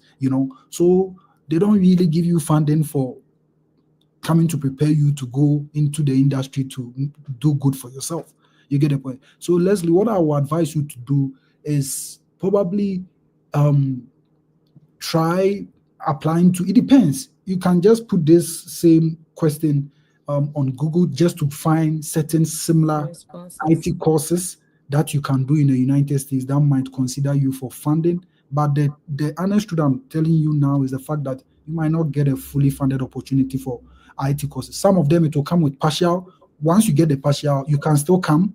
When you come, it might move from partial to full because now you are in the school, you are doing well, and it's very competitive for what I know.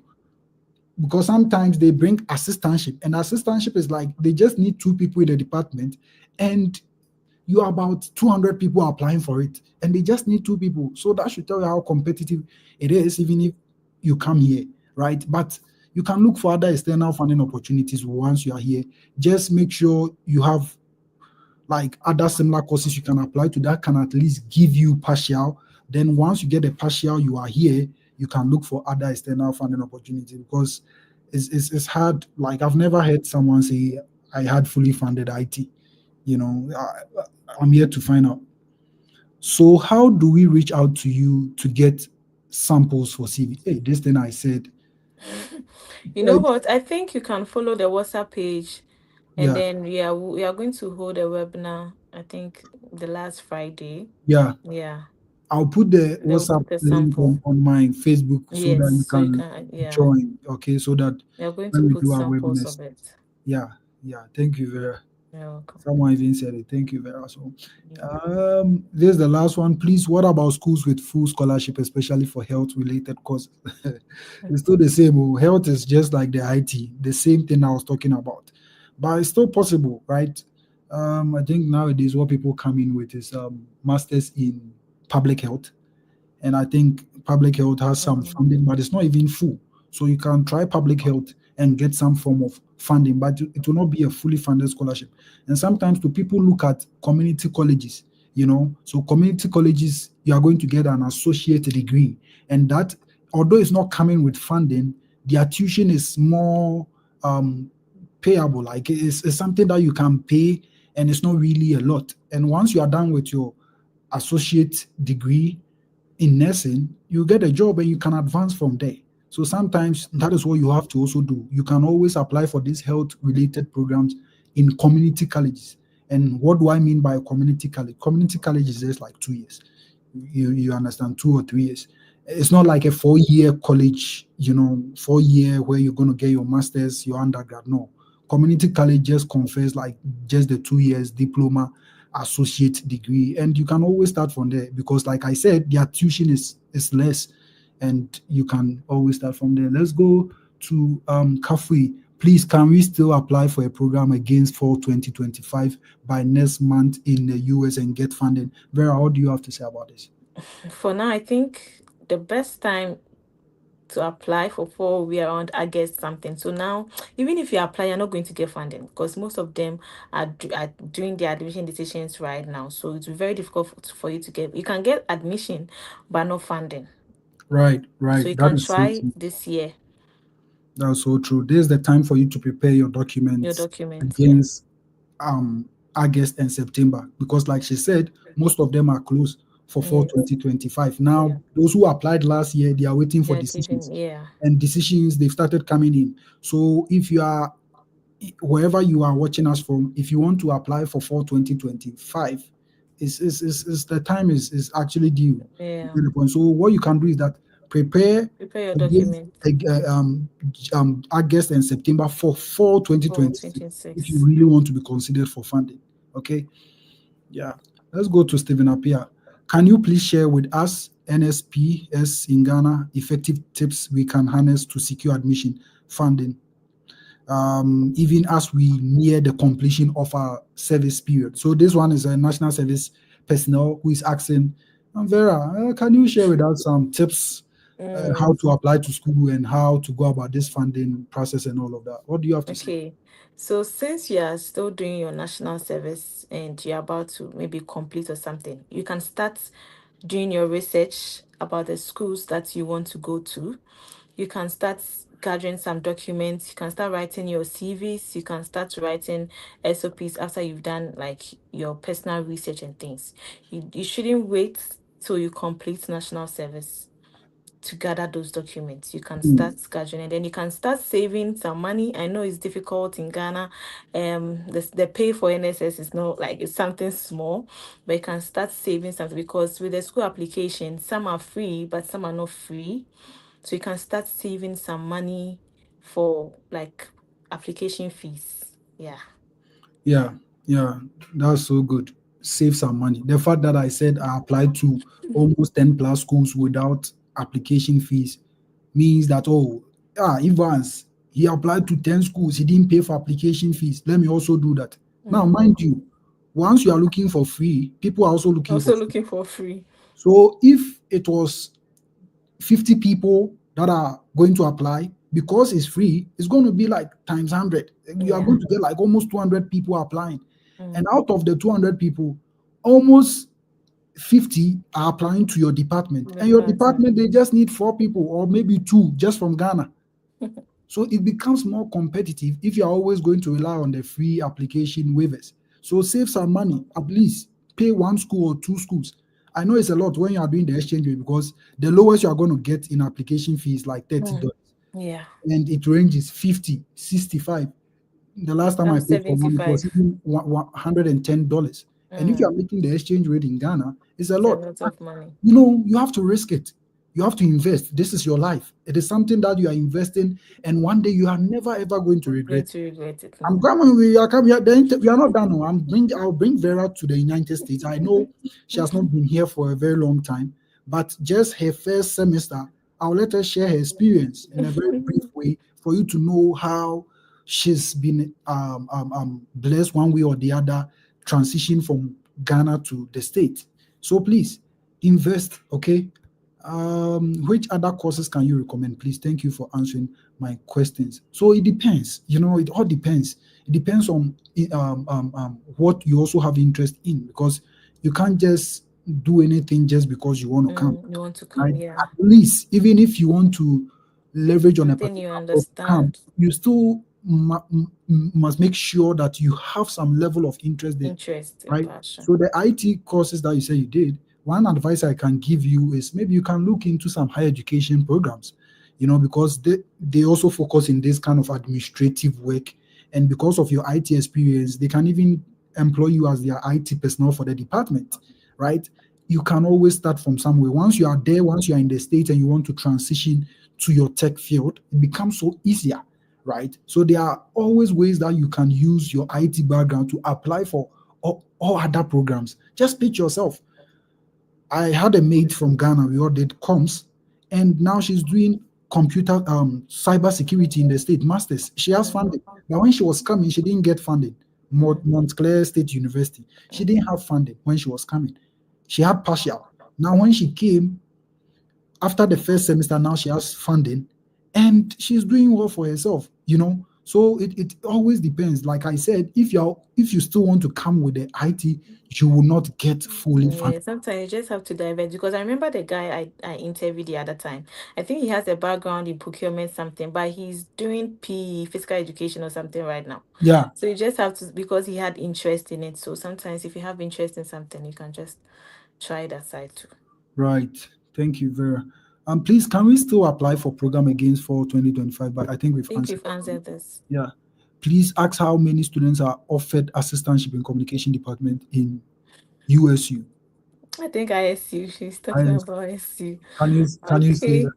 Okay. Okay, so I think during our time, I think we are about 14, and the Ghanaians, Africans are about 10. Like Africans are more than the white people. So I think roughly 14, both Africans and white. Yeah. But I Okay. don't know for this year. I don't know. Okay, let me add this to it. So one thing you can do for this question is also the fact that, first when we applying, we felt okay. So when you apply to a school and you are waiting for funding decisions, and let's say after going through all the application, they were able to come up with like 20 people that they want to consider for funding. Mm, Out of the 20 people, maybe in that year, they just need 10 people. They just need 10 cohort. They just need 10 people in their department because that is the available vacancies that they have. So with those 10 people, what they are going to do is that sometimes they can check, okay, out of the 10 people we are looking for, like, how many of them applied from Ghana? How many of them applied from West Africa? How sometimes those times that's what we thought, because mm, you can be like, there is no way they are going to take two people from Ghana. There's no way they are going to take three people from Ghana. But it was later when we were still making research and realized that now it has changed. Now they it don't has really changed. focus on Yeah. those things. We have more Ghanaians in my department. Yeah, I now think we are the highest. ISU, Yeah. the time I was coming, they picked almost six Ghanaians from the same university, and Mm, all of them were my colleagues.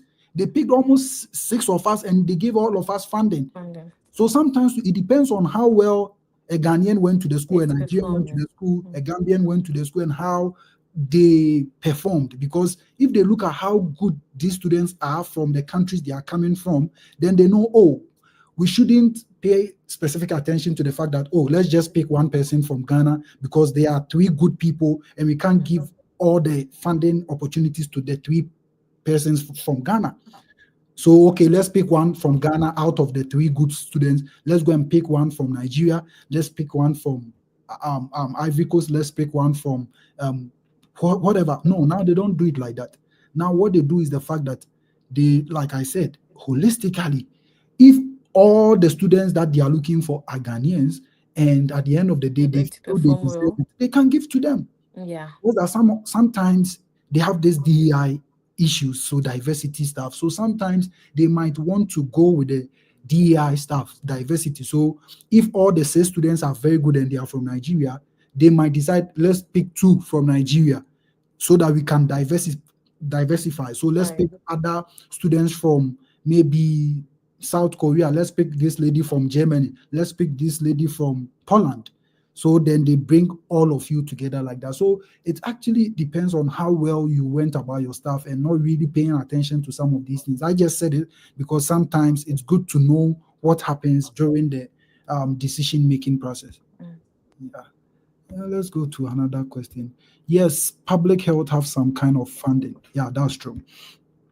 Vera, please, are you on WhatsApp platform? What are you Yes. using? I think. TV when it's for winter and summer. Okay, so let me take this.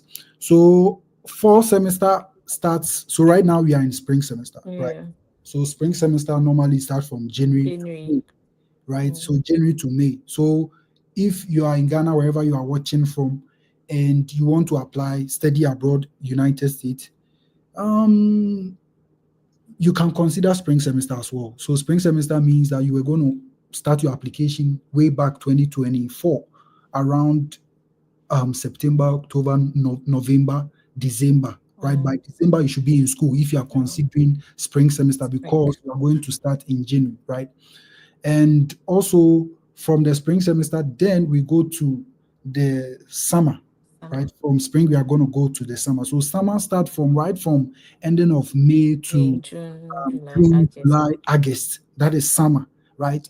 You will not get any funding during summer Mm. because at that time we are on vacation, long vac for like 3 months, and you might not get any funding opportunities in summer, right? Summer is when the Rihanna PAP, Now from summer, then we go into fall, Oh. right? Because summer ends somewhere around August, and through that August, September, we are now in fall. Mm. September through to December, we are still in fall, right? So always we advise international students to always consider fall Oh. applications because that is when they give a lot of funding and that is when they consider a lot of international students. You can also consider spring because you can get funding during the spring semester. But aside this, the summer, you shouldn't really pay attention to summer, okay, and autumn or whatever they call it. Let's go to another one. So who is next? Can you recommend any scholarship opportunity in the UK? Scholarship opportunity in the UK is some way, honestly, and they don't really give funding opportunity like that. It depends. What I can recommend for you in the UK is the Chevening scholarship, right? So that is what I can say. And sometimes to the Mastercard scholarship. Mastercard. Yeah.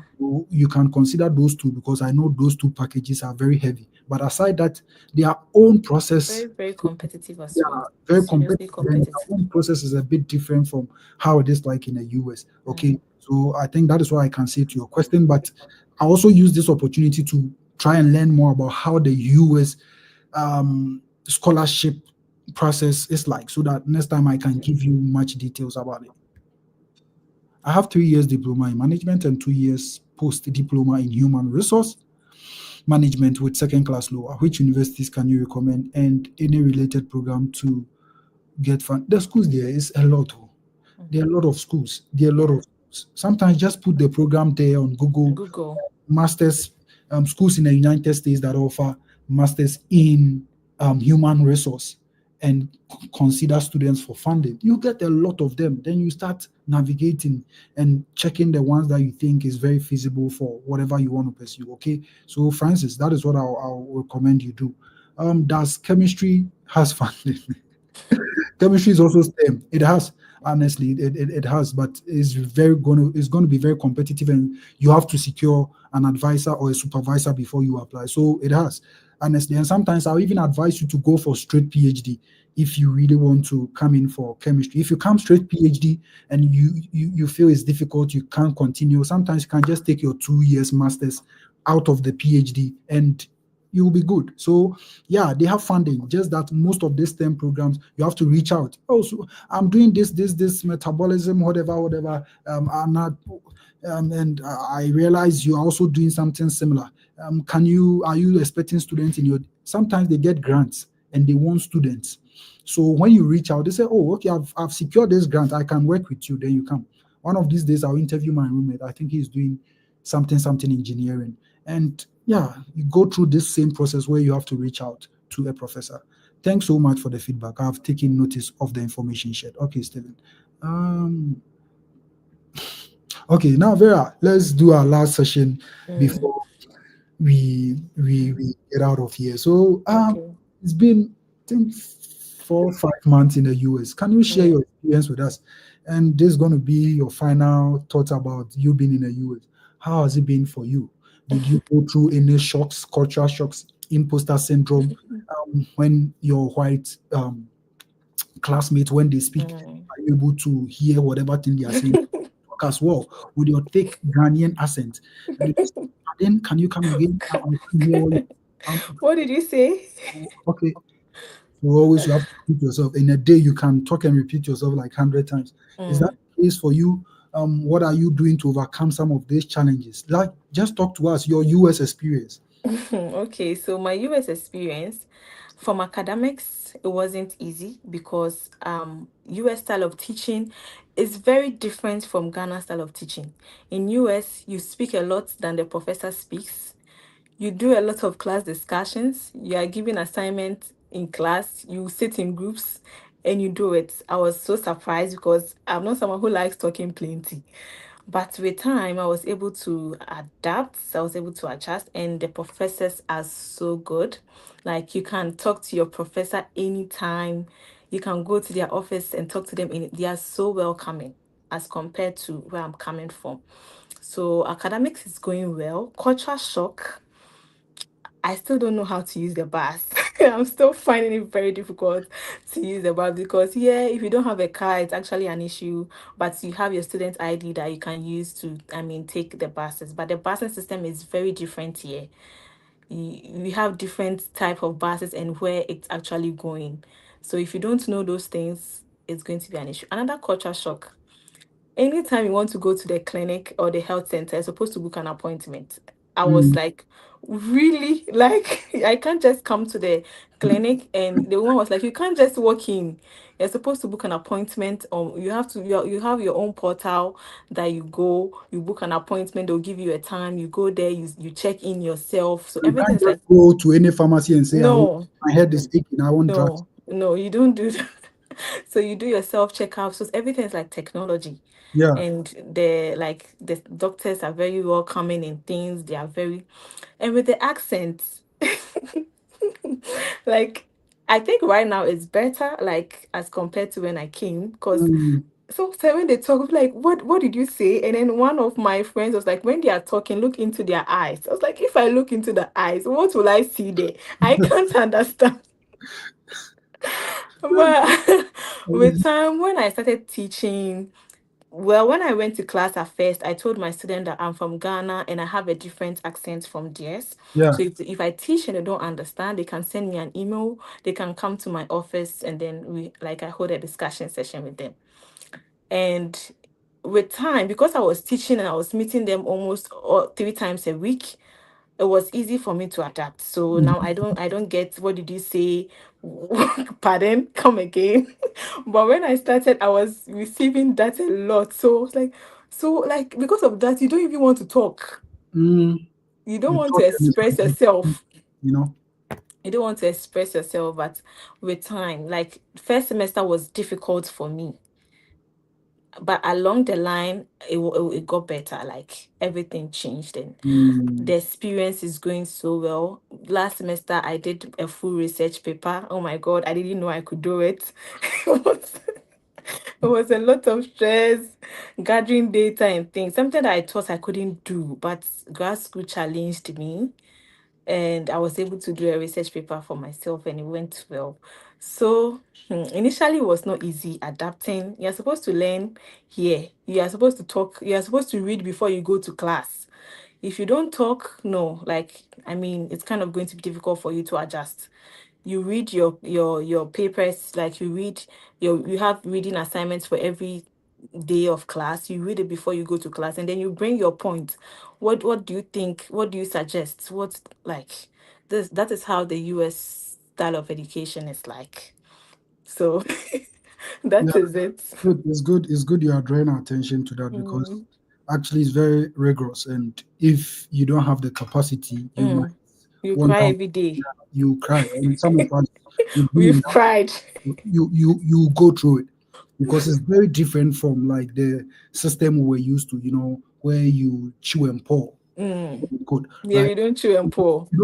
You don't honestly. And it's I don't know, but the system here is a way that I'll be working on a research before I graduate, and the research I'm going to work on is open book. So you have your laptop, you have your notes, you can refer and do the research and go and defend, right? Mm, But at the end of the day, it's still no mm, joke. mm, You pass through the system to pass through you. And it's funny how you don't memorize stuff, but mm. once you are done with a particular semester, I've You learned did, something, yeah, you've learned. very research oriented. Like, no matter what, I Very always tell my practical. friends, if you don't take anything out of graduate school, your ability to become a researcher, Mm, you go out of graduate school, and it will become a part of you. The fact that you yes. sit down, you know how to gather data, you know Yeah. how to Our research. IRB, I tell like you, Apple, making sure your topic is approved and other things. I never heard of it. I didn't know what IRB was until so I was just so much confused. But people the that professors listen, are so good. You can walk to them anytime with your questions. yeah, that's why it's also good to always check in during office Yes. hours if you don't understand Yes. anything, right? Yes. And Yeah. also when it comes to the accent, honestly, I always tell my friends I cannot speak like an American. Mm-hmm. I don't want to, right? The only thing that can still take me back to wherever I come from is the fact that at least I speak with my Ghanaian accent in it. What matters is the fact that you just have to learn how to And pronounce. sometimes you also have to let them accept you the way you are. Like my students, I told them. So sometimes they even request for Ghanaian music in class, and I play for them in class. Which So music have you been recommended? so the other time we're having a class, and I brought up one celebrity from Ghana, like Stonebwoy, and Mm-hmm. they were like, "Wow, they don't know about him. Can I?" Shatawale. No, I had a Stonebwoy. So they requested I play a song for them, so like a song from Stonebwoy, and I Mm. did. So sometimes you have to also believe in Which yourself. boy song did you play? I think a song about him and his wife. I've Uh, forgotten that song. yeah, CJ Mami everlasting. Yes, and you have to let them accept you the way you are. Like yeah, I'm from a different part of the world. You accept my culture, and I talk about Ghana a lot too in class sometimes. yeah. So I always do that too. yeah, so they don't feel like you don't come from a good place or something. Yeah, So I just try to promote myself well in class. yeah. Because sometimes you realize the perception they have about Africa is very different. So Yes. as a teacher, as a teaching assistant, you use that Mm. opportunity to let them know, you know what, it's very I come different. from a good place. Yeah, and It's very it's true. also good you learn like not really like the accent, but like the pronunciation. Because Pronunciations. we are used to the British style of speaking of English. Mm. Yes, American. Even how we write back in Ghana is very different. Ghana, we use the word length. I learned, Mm. Yeah, we say you have linked. learned, right? So it's good you know those things and how to pronounce Pronounce them. the words. Once you are good with the pronunciation, you should be good. The accent shouldn't really matter because at Mm. the end of the day, once I speak and it comes with some clarity, you understand what I'm talking about. It should be the main focus of attention, right? So yeah, thank you for letting us know all of that. Your bus, when you sit Yeah. in the bus, when you want to get down, how do you You do it? just you just pull the string, yeah. You don't pay any money. There's no make. No, you just use your student ID to swipe. Mhm. And that I was telling my husband, like when I went to school, I was not using my student ID for anything. But here I can use my student ID to board a bus and other things. So I just use my student ID to swipe, and then it takes me to anywhere I want to go. Yeah. Mm. That was so good. I've really enjoyed our session. Don't worry. As for you, I'll be having you more of the and there can be times where we can just come here and talk about chat GPT and higher Mm, education. There can be times where we can come here and talk about how is it like to secure a supervisor once you are in school? Because once you come to school, whether master's or PhD, you have to secure a supervisor that your research interest aligns with them and you nice. are willing to work with them. One day we can just come here and talk about how is it like? I've heard of capstone, I've heard of thesis, I've heard of research project. How is it like to be able to graduate in a particular school?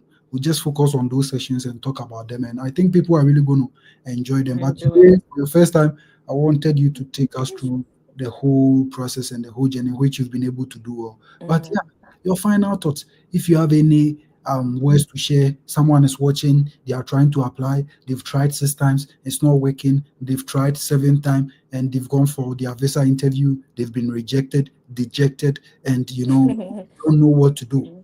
As someone who went through the same process, you were able to make it. Look into the camera. Tell them something. Okay. Hi, everyone. This is my last words to you all watching me. I want you to be intentional about everything that you do because if you want to study abroad, it comes with a lot of efforts. Like you are supposed to, put in the effort. You're supposed to put in the zeal, be motivated enough to take up the step. And if you've been, if you've been denied before, do not lose hope. Don't give up now. There is no room for giving up. Try again, continue trying again until your visa is approved. Studying abroad is a good thing. You get the opportunity to experience different things. I can say that my life has been transformed. I've learned so much from studying abroad. I've been able to, like, I have that kind of confidence now as compared to when I was in Ghana. So I don't want you to give up on yourself. Be intentional about what you are doing. Sit down, write your own personal SOPs. Don't let someone write your SOPs for you. You know yourself better. So do it yourself. You can send it out to people you trust for them to review it for you. And if you've applied for schools and you're waiting for admission decisions, be prayerful, be confident in yourself, and wait for a good news. After you've received your admission and you're applying for your visas as well, practice more, be confident, continue to pray, and believe that very soon you join us here in the US to continue your education. Whilst you wait and you are planning to come to the US too, make sure you learn some few words that are going to help you because from where I'm coming from, our style of saying things, because we are from the British like aspect of English. Here we don't say dustbin, we say trash can, we don't say washroom, we say restroom. So whilst you are waiting to come to the US after your visa has been approved, you can use that time to learn those things before you get here. I believe you can make it. If I had zero knowledge about the studying abroad and I was able to do it and I'm here today, I believe that you can make it and you can get here. Thank you so much for spending your time to listen to me. Yeah. I No, love you. before you go, I have two things for you to touch on. So, like I said, I mentioned a lot of things where as time goes on, we'll come here and talk about them. But I want you to touch on this briefly before your final shout out. And you also give shout out to Eva Gas. How is your religious life like here in Yeah. terms going to church, or I know you're a Christian, but however it may be, Mm. how is it like, and how do you combine that? Is it because US is very different when it comes to Churches religion, when it thing. comes Yeah. to serving God, when it comes to going to church, their Mm. style and their format sometimes can be very different from what we're used to back home. Mm. As you came here, how has it been like for you? Can you say more? Okay. So before I came here, I was a Christian. I'm still a Christian. I was fortunate enough to have connected to someone here who was part of the Church of Pentecost church, Church of Pentecost. So when I came here, it was easy for me to join Church of Pentecost. And sometimes too, I join online prayers. I mean, getting a church here to attend in the US is it's not like it's not easy like Ghana where you can see a lot of churches around. No. But when you come to the US, you can, I mean, talk to some people who are attending a particular church, then you can decide to join them. I believe that your distance shouldn't stop you from worshiping God. If you don't find any church around, you can still join any online um church that you are interested in. And I want you to know that with God, everything is possible. So distance shouldn't stop you from still, I mean, being committed to your kind of religion. Yeah. Yeah. Thank you very much for your final shout out. If there is anybody who helped you through this process, you want to thank them because Okay, so it's always good to show some form of appreciation to people that help you. Um, yeah. so shout out to the team as well. I want to say a big shout out to my husband, Mm, Mr. Emmanuel Gate. He that's has right. been the reason why I am here today. He Mm, motivated me to have the mindset of coming to the US to pursue my master's. I want to say thank you so much to Mona Lisa. mm, I had never seen her before, but the support she gave me was so much for me, and she's still supporting me. Mona mm, Lisa has been there for me, and I found a sister in her. I want to say thank you to all my family, to my friends. Some are watching me, Mariam, Jemima. A lot of people are watching me. If I didn't mention your name, I want to say thank you. Shout out to all of you. I want to say thank you to my siblings, my sisters. They've been there for me. They've supported me in this journey. To some of my colleagues here, I want to say thank you so much for being there. Evergas Online, oh my God. Thank you so much for the opportunity. You kept on motivating me. You told me I was going to come. You were reviewing my SOPs for me, even though you were having difficulties with your semester, but you were there for me. Thank you to every individual in Evergas team. Thank you to Emmanuel. Thank you to Daniel. Mona Lisa, like I'm so much grateful to all of you. God bless you so much. amen. Amen. Amen. So, guys, I hope today's session was powerful, and I hope you've learned a lot from it. No matter the course that you want to study, no matter the program, there are still slots here for you. The reason why we talk a lot about US is because that is where we are, and that is the same experiences we went through, so it becomes more easier. Nevertheless, we're going to make sure we provide feedback to those who also want to consider UK scholarship applications, UK study abroad, and Canada as well, and even other um, um, countries or other states, right? So please keep on staying in touch because you know we did it, we made it, and we also want to help you to also be able to thrive in this journey because you can't do it all alone. You need me, I need you to come here for us to share ideas for you to be able to climb the ladder to a different career path or a different educational path, right? Don't stay where you are for too long. You have to embrace productivity, you have to embrace growth, right? So please, whatever you are doing, this is 2025. It's part of my New Year messages. Please take this very serious. If you want to study abroad, it is possible. It is feasible. Journey of hope. Put in the effort. It's not the same as we started, but you know what? It is still doable. So please start gathering your documents. We are here to help. Just come with your questions. Like I said, if you come, hi Evans, I've missed you. How are you doing? No, no. Go straight to the point with the questions you want to ask so that it becomes very interactive and engaging for all of us. Okay? So please keep on keeping on. Don't stop. Keep on pushing. It is very possible. Like I said, there are a lot of opportunities that you're going to get when you come here. There are a lot of things that you are going to be enlightened about when you come here, right? It gives you the exposure, it gives you the experience. If you are just in Ghana, Nigeria, wherever, and you are just in your one corner, it limits you from seeing, other opportunities. I'm here now, I have friends all over China, Korea, mention them. It gives you that experience and even how you see things, how you see life becomes very, very, very nuanced with a lot of stuff going on. And it really helps you. So please take this opportunity once and for all. Opportunity comes but once, right? Maybe in the next 5 years, I'll not be doing this. In the next 3 years, I'll not be doing this. So once you have me doing this session, bringing people on board, we spent almost 2 hours here. Vera has a lot of things to do. But she said, no, Evans, you help me. Let me also come here and help people. You are not coming. You are not sharing the link. I'm not even seeing you. What again do you want? Hmm?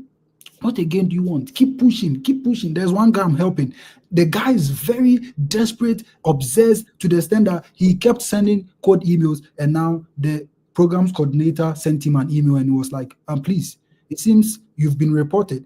You are sending too much emails to the professors. They've reported you to me. If you don't stop, I will report you. You know, it's bad, but it's good in a way. For all you know, he might even get into that school. You got to push. The aspiration should be there for you to keep on pushing. And the rejections are going to come, but Yeah. don't let it stop you, right? Because all of us, we had rejections. I always thought, oh, Evans, I had 5 foot. I also got rejections. I will not forget, right? Alabama, they rejected me. Some schools are going to reject you. You get the reject, but keep on pushing. You just got one rejection, say you not do again. That's how we do it. Hmm? All the famous people you see, it You failed before. wasn't just one attempt. No. So please, okay. Thank you very much for today's session, and we are going to end here. Thank you very much for coming. Thank you, everyone. Thank Come you. on, yeah, Please follow us on Instagram, that's follow right. us on Facebook, follow Sure. us on YouTube. Yeah, we are on Any other Instagram. follow? Yes. How's the Follow name on Instagram? Evergas team on Instagram. Okay, Iwagas team Yes. on Instagram. Guys, thank you all for coming and bye.